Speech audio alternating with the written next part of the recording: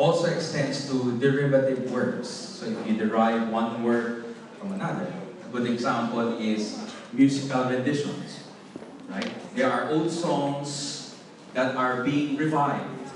Okay? So if the copyright still rests on the composer, you still have to ask permission if you can derive a work from his or hers. Okay?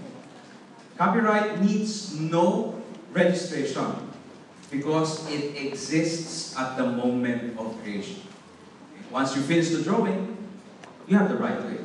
You finish composing, you have the right to it. Okay? But if you want to deposit it at the National Library for other works, well then, you can do that. For Supreme Court Library, that's for the lawyers, okay? Law books. So what are protected? It's a very busy slide, but essentially all those things that are not covered by the other IPs is now covered by copyright. Books, pamphlets, other writings, periodicals, newspapers, lectures, okay, seminars, addresses, dissertations, okay, love letters. That's why in Hallmark greeting cards, those are all copyrighted. Okay, no postcards, no greeting cards saying the same words. Okay?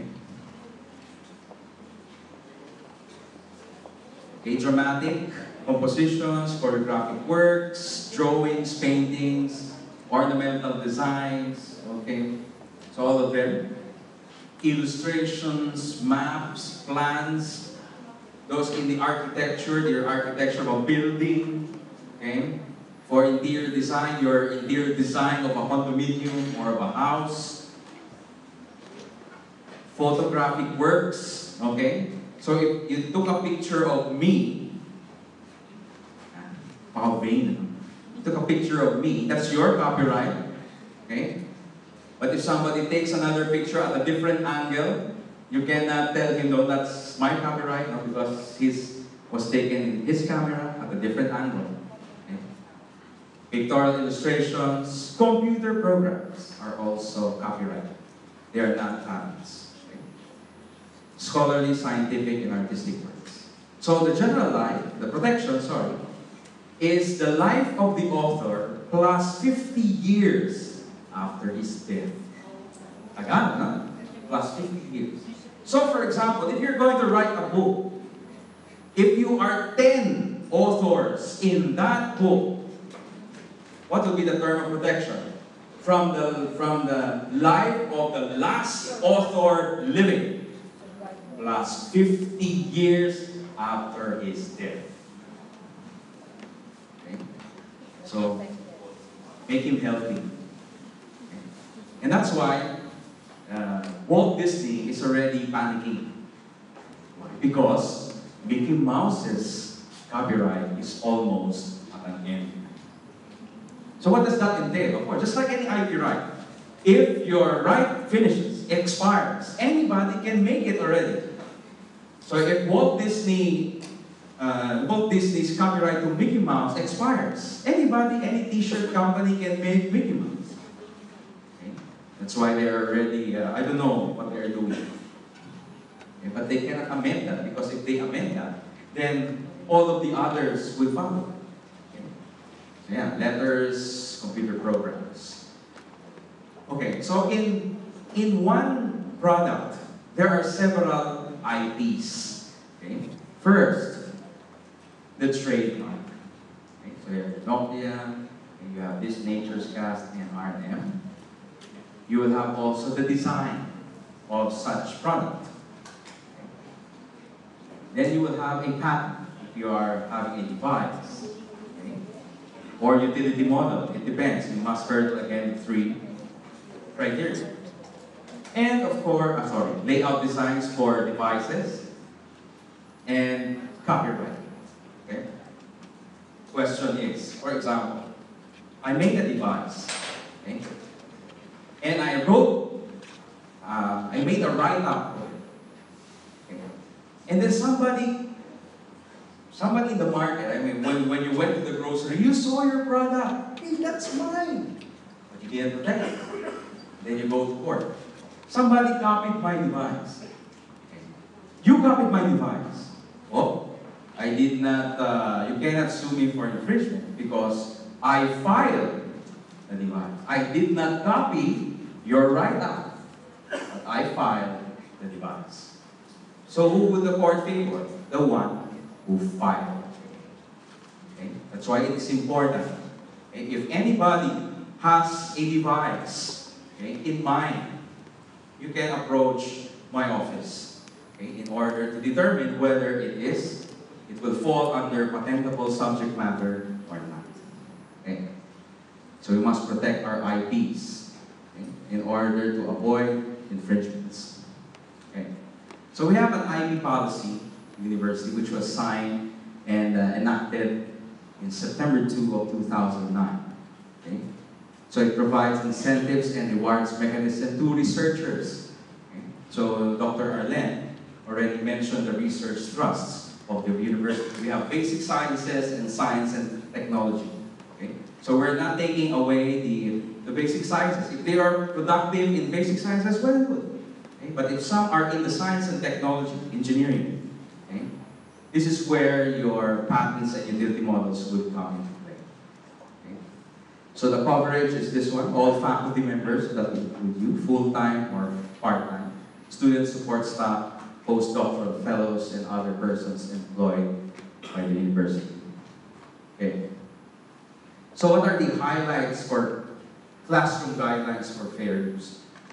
It was shown, I think, 2 weeks ago in TV5, the news that the rampant photocopying, I don't know if you noticed that, photocopying of books, okay, books, notes, okay. They said that the student is liable for infringement, okay. But we can argue there that it is for fair use. What do we mean by fair use? Fair use means you can use a copyrighted work for criticisms, comments, news reporting, teaching. This is our concern, including multiple copies for classroom use only, scholarship, research, and other similar purposes. The law allows this. Okay? It is for personal use. But for example, I have no book, so I borrow a book from the library, and I photocopied everything, and I bounded it in one. Am I liable? It's a student liable? Yes, they can be. Okay, they can be.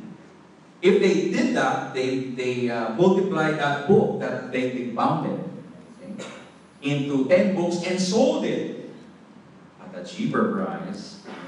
There is already an economic damage. So therefore, that cannot be anymore under fair use. Okay? So we must remind our students, or even ourselves, be careful in photocopying. Academic course packs. Okay? In our employment, okay, as teachers, we will be making such. Multiple copies. Remember this, not more than 1 copy per student must be provided. Okay? Only 1. Now, if they have to pay, they will only pay for the photocopy expenses, not a single centavo more. Okay? You're going to say, it's because of my effort, the teacher's effort, 1 centavo. So if you have, for example, 50 in a class, so that's 50 centavos plus 20 classes. So you do the math. So you have royalties already. That will already damage. We cannot argue anymore fair use. So it's only the cost of photocopying. Okay? Each copy includes a notice of copyright and properly cited sources. Okay? Now we were talking, the IP practitioners of the different universities. We were talking about, you have copyright and copyleft. You know what copyleft means? Okay? Now I don't know, it's the culprit. We were taught in high school that when you do research, you can get something in the library and then copy it verbatimly, okay? And then you can submit it. We must remind our students that when they're doing that, not copying verbatimly, What if, sir, we paraphrase it? Is it okay not to cite? No. Okay? It is better for you to paraphrase, but you still need to cite. Why? Because the paraphrasing, the idea is still not yours. Okay? It came from another source, so you still have to properly cite these. Okay? For digital works, similar, be treated in the same manner as printed works. Okay? So if you're going to send your PowerPoint presentations to students, use in password encryption codes, okay, and remind your students that these are all for their personal use. Okay? They cannot bind it and then send it to the next batch. Oh, you will be having this teacher, or you buy my PowerPoint. No, no, no. Okay? Permission must be obtained when use of excerpts or portions of copyrighted material, even with a set of guidelines for non-educational or commercial purposes. Is there any guidelines for how many pages or how many chapters of a book can be photocopied? The law does not state that. Okay? It does not state. It just states that if you copy, you can be liable for infringement. Okay? But there's the book by Sarmiento. They said that a maximum of 2 chapters is enough. Only 2 chapters. If you go beyond that, okay, then we cannot argue anymore failures. So when in doubt, seek permission. Okay? So reminders, the work from which a copy is to be made must be from original works. Properly credit, cite, and attribute the sources of materials. And remember to paraphrase and cite. Avoid cut and paste. You know, when you make students do their assignments, they're very, very resourceful. Go on the internet, copy it, and paste. Okay? Sometimes if they can't copy paste, they just print screen. See, print screen, and then you just crack it, and you have an assignment. Okay? But ELIP will tell you that there is a software in the ELIP site that when the student submits, okay, it can already detect where they copied it from. Okay? So just tell them, remind them to cite sources. Okay? Okay, Section 5 of our IP policy states that all intellectual properties other than teaching materials, this will be patents, okay, are owned by the university. Okay? What do you mean by owned by the university? The university owns it, but you as the creator will still get the credit. Just like the examples that I showed you a while ago. The assignee is Apple, but the inventors are still listed. That is just what it means. It will not take away your credit. Of course not. Okay? Teaching materials. Okay? The creator, we as faculty members, owns our IP, except when the work is commissioned by the university or by your college. The dean or the department chair tells you to make something. Okay? The work is commissioned by the university or created at a direction of the university for a university purpose, then the university owns the IP. Again, owns the IP does not mean that the university is the copyright owner. No, you are still cited there as the creator. Okay? The university owns the IP when the work is created using the funds provided by the university. If you are paid to do that, okay, then the university owns the teaching materials. Furthermore, each faculty member, by virtue of our employment, grants the university a non-exclusive and royalty-free right to use teaching materials. Okay?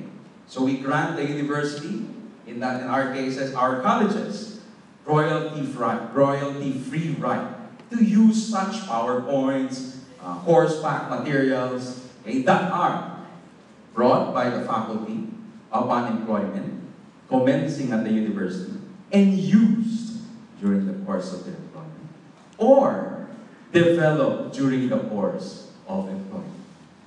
Okay? Then the right to use such teaching material continues should the faculty leave the university. university. Why? Because it is for educational purposes. Okay? Our job is very noble. Okay?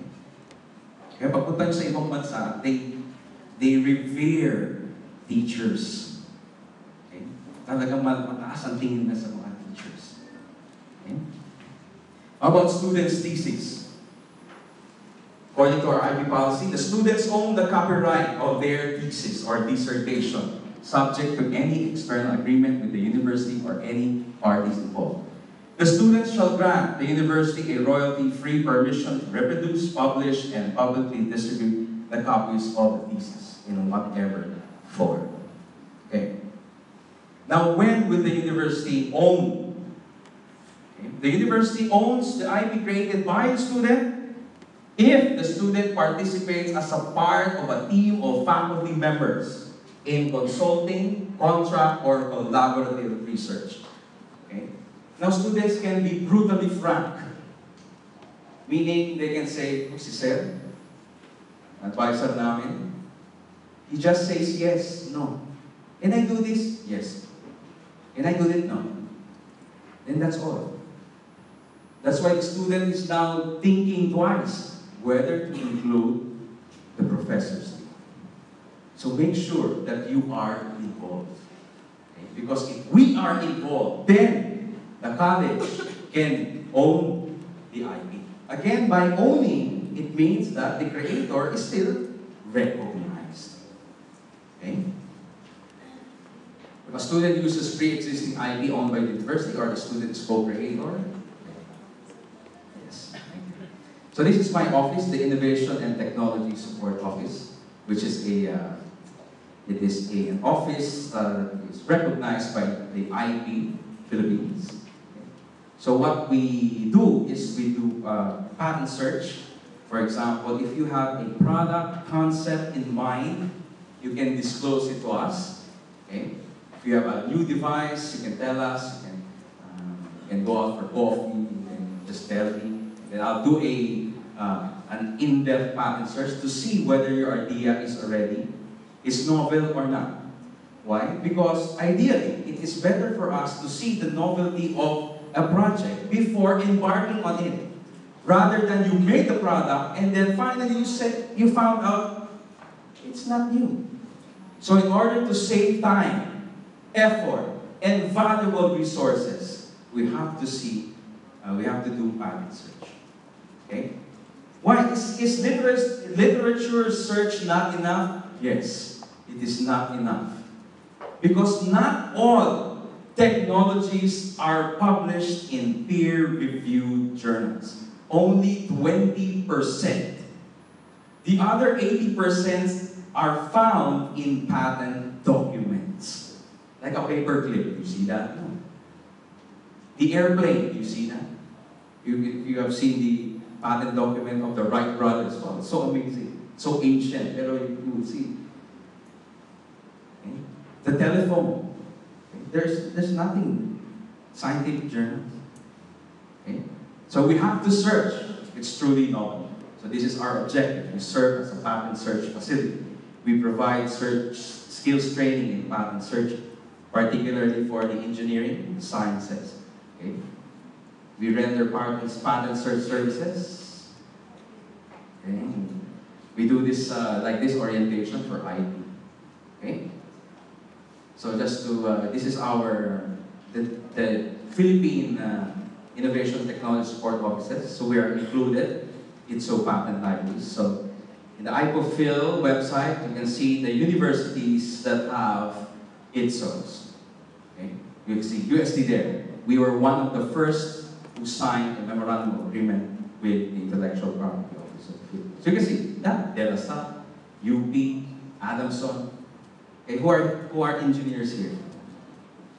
Okay, so you can see they have engineering schools as well. Okay?